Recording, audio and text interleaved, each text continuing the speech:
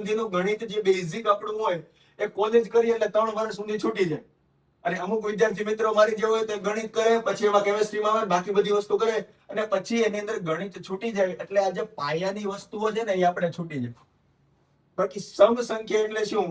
સામાન્ય રીતે બેઝિક ગણિતની અંદર કઈ કરો, સમ સંખ્યા એટલે બેકી સંખ્યા. કઈ સંખ્યા? બેકી સંખ્યા.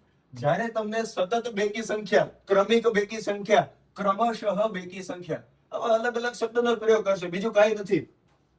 પરીક્ષાની અંદર બીજું કઈ નથી મિત્રો. માત્ર ને માત્ર તમને અલગ અલગ શબ્દો કરી, અલગ અલગ શબ્દો પૂછી અને તમને ભ્રમિત કરશે.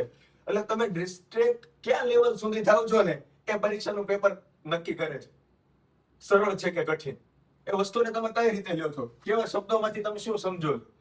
હવે અહીંયા સમ સંખ્યા લખ્યું, એની જગ્યાએ જો પરીક્ષાની અંદર બેકી સંખ્યા લખ્યું હોય તો બધા વિદ્યાર્થીઓને ખબર છે કે બેકી સંખ્યા કોને કહેવાય, બરાબર છે. પણ જો સમ સંખ્યા કહે તો એમાં આપણને તકલીફ થઈ જાય, ઓહો સમ સંખ્યા એટલે શું હશે, આ તો ભૂલાઈ ગયું સૂત્ર.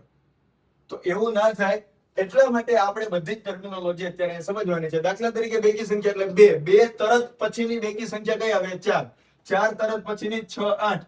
તો આ રીતે n નંબર ઓફ બેકી સંખ્યા હોય, એની જ્યારે સરેરાશ ગોતવાની હોય ત્યારે પર્ટિક્યુલર બેકી સંખ્યા માટે n+1 એ સૂત્ર આવશે. શું આવશે? n+1. સમજાય છે?